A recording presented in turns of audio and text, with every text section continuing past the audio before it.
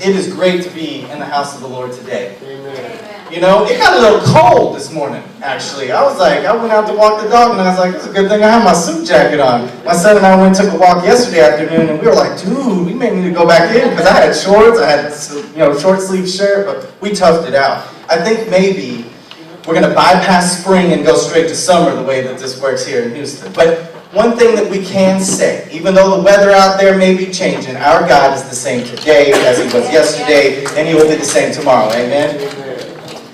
Well, let's begin. For I know the plans I have for you, declares the Lord. Plans to prosper you and not to harm you. Plans to give you hope and a future. Jeremiah 29:11. Now, if you'll recall, this is our verse of the month from January, and I think it is a fitting verse to accompany my sermon today. For today, I want to speak to you about vision. I want to show you what happens when a church asks the Lord what He wants it to do and then obeys Him. I also want to tell you what can happen to the individual members of that church who fully commit themselves to God's plan. To do this, I want to tell you about Grace Baptist Church. It's a little congregation in Wild Peach, Texas, which fully committed herself to God's vision and how the experience of that commitment positively impacted some of her members. The story starts around the year 2000. A husband and wife, Mark and Sherry Brumbelow, felt God calling them to do a church start. They began meeting in their living room, but eventually they were able to buy a building that had an adequate enough space. They're like many typical rural churches. They have Sunday morning services. They have Sunday evening services. They even have a Wednesday night meal and worship service to go along with it. During the summers, they used to host VBS, Vacation Bible School. However, it wasn't as successful as they had hoped. They would sometimes have some kids from the community, but most of the time, it ended up being for the grandchildren of the pastor and his wife. So you can imagine, after some years, it made the pastor's wife feel like maybe VBS, they shouldn't continue it. You know, because they would go and pass out flyers, and they would go door to door, but it just didn't seem like God was bringing the children to their little church house. Well, alongside VBS, Mark and Sherry would pack shoe boxes for Operation Christmas Child. They loved the benevolent aspect of giving a gift to a child, but they would only be able to pack about 10 to 20 boxes every year. They understood that any child who received one of those boxes also had the gospel shared with them, but they didn't fully realize the impact that those boxes could have. Well, that is, they didn't realize it until 2013. When the pastor, his wife, and their high school-aged son traveled to Dallas, Texas, and they went to one of the Operation Christmas Child's distribution centers. This was a processing center where all of the shoe boxes from the region were gathered, collected, loaded onto trucks and airplanes, and sent all over the world. It was during this time that they learned how much of a soul-winning ministry Operation Christmas Child is. You see, Samaritan's Purse estimates that each box can share the gospel with around 10 people. They don't have exact statistics, but they believe that a person is getting saved about every 20 seconds. Needless to say, it was very inspiring for a humble pastor of a small rural church. On the drive home, Sherry told Mark that she thought that Grace Baptist Church should pack 500 boxes. Well, her husband looked at her. He didn't say anything for a minute. But then he said, I think we can do it. But it might come at the expense of some of our other benevolent ministries, like Lottie Moon and Annie Armstrong, and the Baptist Association that they were committed to. Well, he went back to his church, and he told them about the goal of 500 shoe boxes. And they looked at him like he was crazy. He told me he thinks that his church didn't really think God could pack those 500 boxes. I mean, here was a church of about 30 members that barely had enough money to pay the bills every month. There would be meetings sometimes where questions like, do we pay the light bill or something else right now? Now, he tells me that every bill always got paid, but sometimes he had to take a late paycheck. Sometimes he had to work a little extra at his other job. This is a church with a low budget, and now they were going to pack 500 boxes with school supplies and toys and toiletries. You know, we all can be like that. We look at a project, and then we decide whether we can do it in our own power. But that's not how God works. God works in mysterious yet powerful ways to bring about His plans. We should not be surprised by what He tells us to do or what He is going to do. Instead, we should get excited about it and pray and about how we can be involved in it. And then we need to obey Him when He tells us what to do. And when we do that, God will show us great and mighty things we have not known. So they looked at Mark like he was crazy. But they told him that they would try. They told the pastor. They didn't tell God. They weren't even on that level. They weren't thinking about what God can do yet. They were not a place in their spiritual journey where they had ever seen God do something through them that was not in their own power to accomplish. There are many churches are like that today. They do many great things, but they aren't so big that God has to get the glory. There isn't this sense of, when you look at their church makeup, that they couldn't have done it all on their own. Oh, the church might give glory to God, but it wasn't really God that did it. It was human effort.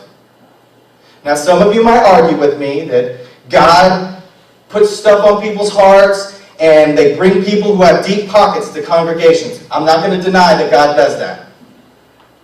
But when I look at mega churches, especially today, I do not see the God-sized equivalent of taking 300 men and squashing a huge Philistine army. I don't see walls getting tumbling down from the inside like He did at Jericho. Those churches do great things. But they aren't the same as a church who gets a vision from God and fully commits to it. Pastor Mark told me about this spiritual principle that he thinks is borne out in the story of his church. He believes that God blesses faith that prompts action. What I mean to say is faith that gets people moving and doing. You see, even though they didn't fully believe God would accomplish the goal of that 500 boxes, they said that they would try. So some of the ladies, they started going and buying these school supplies and toiletries by clipping coupons.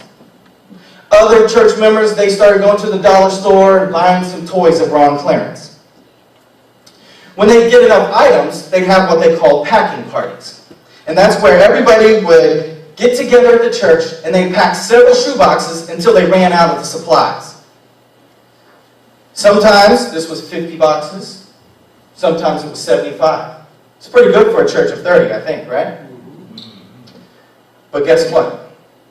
By the end of the year, they had packed 532 boxes. God brought His plan to fruition because the church fully committed to the vision He had for them. And Mark equates this with the story of Elisha and the widower woman, as he calls her.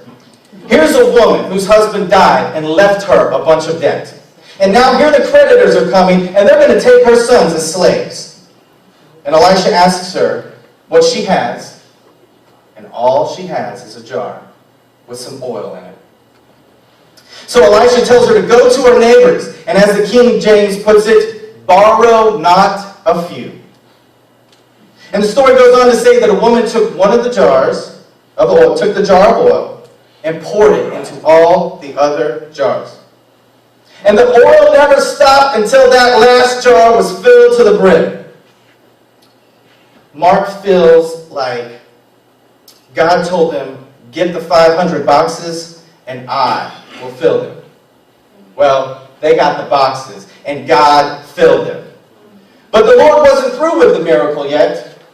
You see, the shipping for those boxes came to $3,724. There was no way that Grace Baptist Church was going to be able to pay that amount. But they didn't need to anyway. God miraculously paid the shipping. They weren't even able to send more money than what it cost to ship those boxes. Because you see, sometimes people donate boxes to Operation Christmas Child, but they don't send money to ship them. So they wanted to pay for some of those. And above and beyond that, the church was able to give double their normal offering to the Lottie Moon and Annie Armstrong and all the other ministries that they thought. It's incredible. Instead of suffering, those ministries flourished along with the 500 boxes that they decided to do. This is what can happen when a church gets behind the vision of God and through faith steps out. It doesn't matter whether or not you have doubts. Thomas had doubts. What did Jesus do? He said, here, put your finger here. See my hands. Put your hand and place it in my side. Don't disbelieve, but believe. God will reveal himself to you and clear any doubts you may have. You just have to step out first. Mark likens this story of the 500-box miracle with Naaman begrudgingly washing himself in the Jordan River and being healed. Naaman didn't believe, but he dipped himself into that river 7 times, just like Elisha told him, and he was healed even in his unbelief. And even though Grace Baptist Church didn't believe God would fill 500 boxes, they tried, and they far exceeded that goal. God is able to do far more abundantly than all we ask or think, according to the power at work within us. Amen. All we have to do is avail ourselves to him. The miracle of the 500 boxes was in 2014. The next year, the church prayed a little differently. Things fundamentally changed for the church when they stopped asking themselves how many they thought they could pack and started praying, asking God how many he wanted them to pack. Mark received a goal from the Lord of 2,000 boxes. This time the congregation didn't look at him like he was crazy. Instead, they said, well, it's a big goal, so we should get started. What happened? Why had they changed their attitudes? It's because they had a different perspective now. Their faith had been strengthened. They had seen God work in a mighty way the previous year, and they knew that God could fill those 2,000 boxes just as easily as he did the 500. So they started praying, God, we can't do this. We're fully committed, but you're going to have to show us how to do it. And then an interesting thing started happening. There started to be a balance in the treasury from month to month. God started blessing that church financially. And Mark remembers one special packing party during that year when the church packed 500 boxes in one day. It was the goal from the previous year, and God did it in one day just like that. Yep. God was showing them, don't worry, this is my plan, and I will fulfill it. At the end of 2015, they had packed a total of 2,172 boxes. But that meant that they had to come up with $15,204 for shipping. That's a lot of money for a church of 30. They had around $14,000, but it still wasn't enough. But they paid it, expecting God to do the miraculous again, just like he did the year before. And guess what? God paid the last of the shipping with a donor on the day of their victory celebration. And not only that, get this, God sent a man to the church that donated materials and labor to fix the roof of their church. Their roof leaked. And it always leaked. Mark tells me every time they'd fix a leak, another one would pop up. They even had a contractor come look and tell them how much it would cost to repair that roof. You know how much it was? $14,000, the same amount that they faithfully gave for the shipping. And you know what? God is absolutely amazing. Don't doubt that God can go above and beyond anything you could dream of. And the story doesn't end there. In 2016, they asked God again, how many do you want this year? And God gave a goal of 5,000 boxes. Once again, they prayed, we can't do this, God. But if you will help us, we will get it done. And God started showing them how to stretch a dollar. He taught them a new system of organization that made packing parties more efficient. They started having them every month now. And people from all over started to show up to help pack boxes. They'd send money to purchase items to place in those boxes. However, the most important detail about 2016 was when the pastor had given the goal of 5,000 boxes. Some of the godliest people in the church came up to him afterwards and said that that is the exact number that God gave them when they were praying about it. God was talking to the people. I want you to catch this. The whole church was praying as one in unity, and God was speaking to all of them, giving them the same goal. Some amazing things can happen when a church moves as one toward a goal. And how much sweeter that is when it is a goal given to it by God. Amen. Remember Esther? She had all of the Israelites pray and fast. And what was the result? She was able to approach the king and not die. All of the Israelites were saved out of the hand of Haman. And that's why Paul commands us to be of one mind. When we all start praying for the same thing in the same way, it moves God to do the miraculous. He will astound us with what he does. We just have to make ourselves available. Do you want to know how many boxes the little church 30 packed in 2016? 5,321. An awesome miracle, but once again, they needed money to pay for the shipping. The total shipping was $37,339. More than double what it was the previous year. And they were several $1,000s short. But that didn't matter to God. Exactly. You know what he did? And this is just what God would do to make sure that he gets the glory. He sent a guy to the church that the pastor had never met with a check for $11,000. He told the pastor that God told him to come to Grace Baptist Church and write the check. God was meeting every financial need of this church. Now I want you to understand that they'd only been doing this for 3 years. But after this, they started having a balance of $20,000 in the general fund from month to month. They needed a new church sign, so they bought a new sign that cost $8,000. And catch this, the next month, it was like they didn't even spend the $8,000. It was already back in the general fund. They were able to buy 2 new stoves and new chairs for the sanctuary. And I don't want you to forget that this is a church of 30 people, many of whom are retired. Sound familiar? Where was this money coming from? It was coming from God, who was blessing them for their obedience to the vision he gave them. These were things the church needed, and God made it as if they didn't spend any money on them at all. Are you hearing me this morning? God will destroy any notion you may have of what is possible. Indeed, God deals more in the realm of impossibility than he does in the realm of possibility. Amen. God gave Grace Baptist Church the goal of 6,975 gift boxes last year in 2017. This number is significant because it would bring the combined total of all the boxes shipped to 15,000. God was showing them that he will accomplish what he sets his mind to, but he gives us the opportunity to join him. 2 Chronicles 16:9. For the eyes of the Lord move to and fro throughout the earth, that he may strongly support those whose heart is completely his. They reached their goal of 6,975 in September of last year.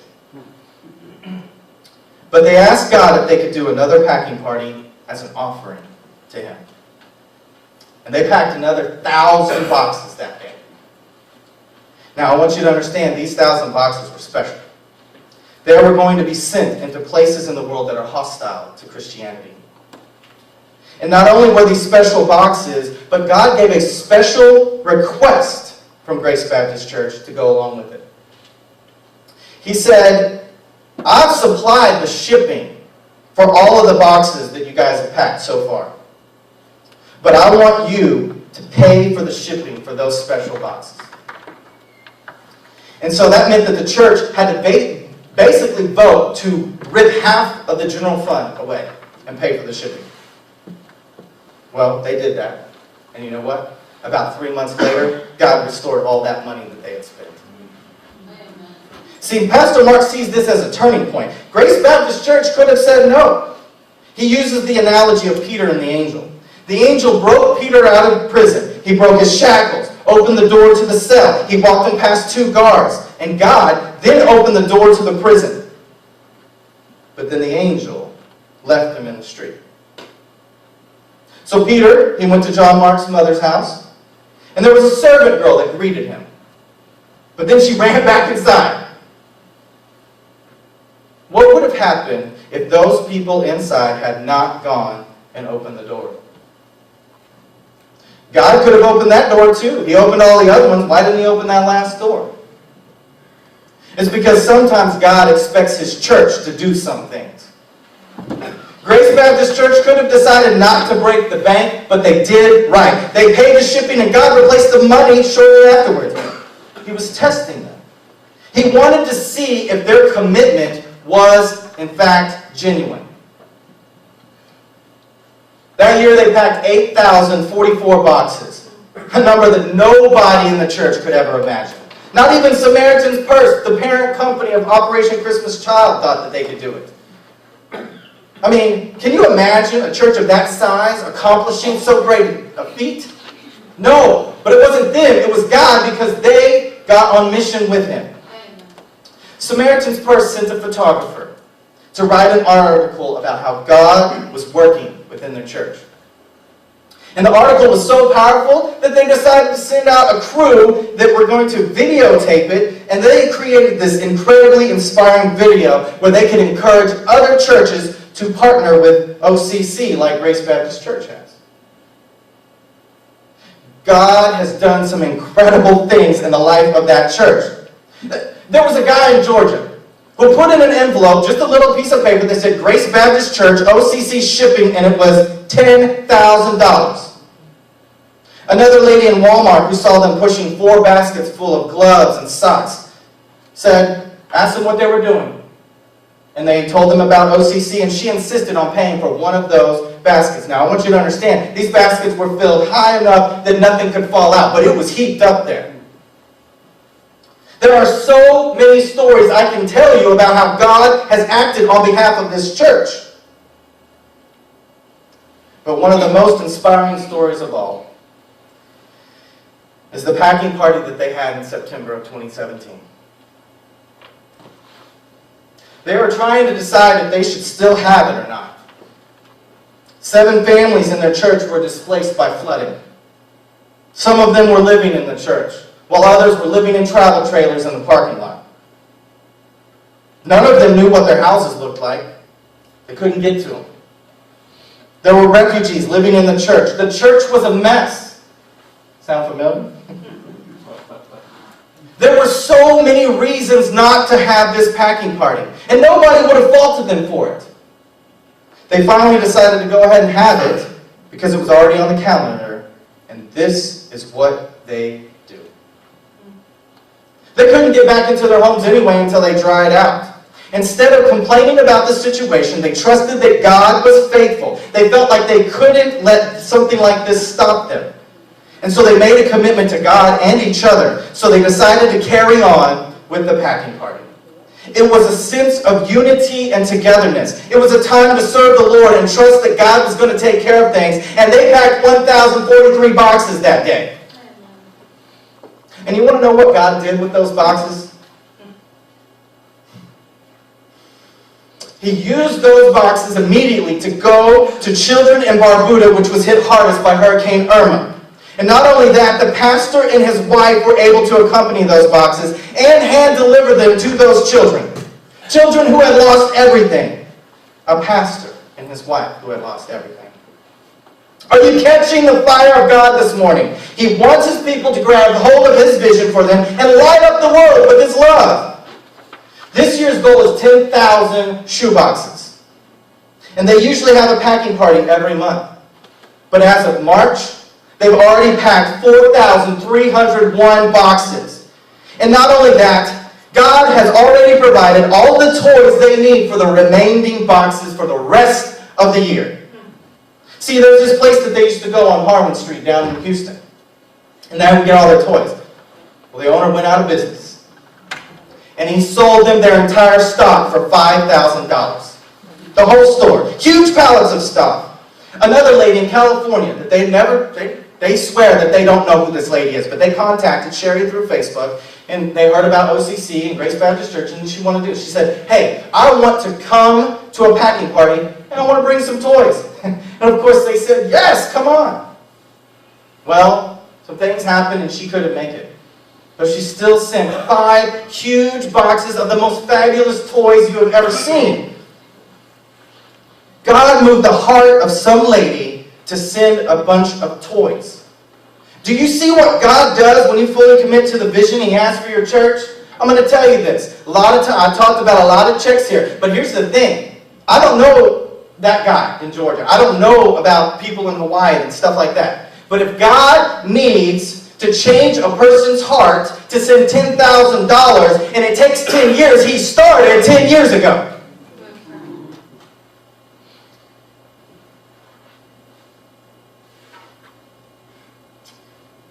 But you know, the blessings are not just for the church.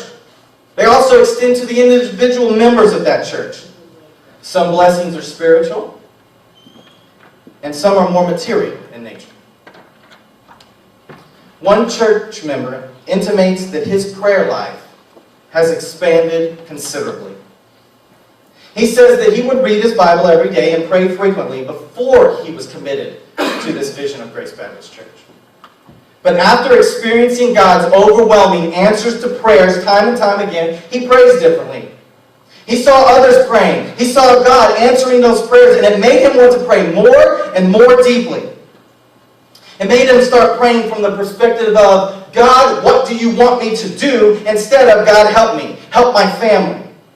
He has seen how God works, and he no longer worries about the things that he used to. He still prays for his family and all the other prayers that he used to pray for, but now he has a sense that God is going to take care of things.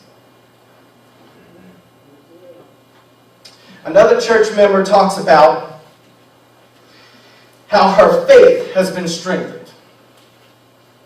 She grew up Catholic and didn't become a Christian until 22. And she'll be the first to tell you that she didn't learn about God a lot when she was young. She had a lot of doubts about who God was and His nature. And she didn't trust that He was going to be like the Bible said He was going to be. Even after she became a Christian in a Protestant church, she feels that the churches she attended didn't really help her with her doubt.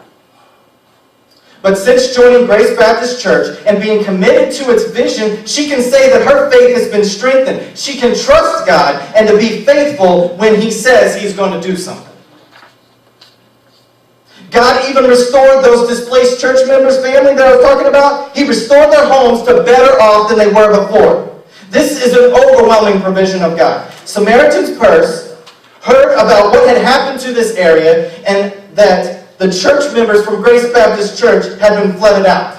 Eventually, Franklin Graham himself heard about it, and he gave his stamp of approval to bypass all of the normal channels and procedures and do whatever needed to be done to get those people back in their homes. And I am a witness of how incredibly beautiful these homes look. They have restored them to better off than they were before. But I believe that this would not have happened if they had not been faithful to the vision that God gave them. They're even building the pastor a new house who was also displaced. It's a brand new home because he has nothing to go back to. What a testimony of a church that gets fully committed to God's vision. Our church spent the better part of last year seeking the Lord and asking Him what vision He had for our church. And God revealed His plan, or rather His aim, for our church. He's already brought specific people to be a part of it, and He will continually bring people whose hearts are like ours to come alongside and join us in order to accomplish His plan. He showed us that we are to accept people as they are, inspire them to want to have a better life with Jesus at the center, and mentor them until they achieve the fullness that God has in store for them. This vision is powerful, and I can't imagine what God can accomplish through it. However, it's not going to happen if the people of this church do not fully commit themselves to it. Now, I know many of you have stated that you are committed to the vision of our church, but I wonder if that vision, that commitment to our vision, is genuine. We've had a major setback, in my opinion. Hurricane Harvey came right at the cusp of us beginning to put our vision into action. And now here we are 7 months later, and we still have not enacted our vision. God's waiting. He'll open the doors for us. He's already opened doors for us. I mean, how else can we get FEMA and the United Way to help us rebuild? How many weeks in a row has Pastor Jimmy told us about person after person, church after church that has sent money? What about all the remodeling that has already been done? God is ready for His vision to be enacted. My question is, are you ready? Are you fully committed to accept people no matter their color, their income level, their background, their beliefs, their orientation? God is going to bring them. I want to know, are you ready to put forth the time and effort? You might have to get up early. You might have to stay up late. You're going to have to make yourself available to mentor these people. You may have to go fishing when you could not care less about it. You may have to go watch a football game when you don't care about sports. God may call you to do something. Step out of your comfort zone. But if He does, I tell you this, you step out in faith, and God will come alongside of you and accomplish His plan. God has done some amazing, God-sized things through a little church in Wild Peach, Texas. Imagine what God-sized things He can do in our little church in Dickinson.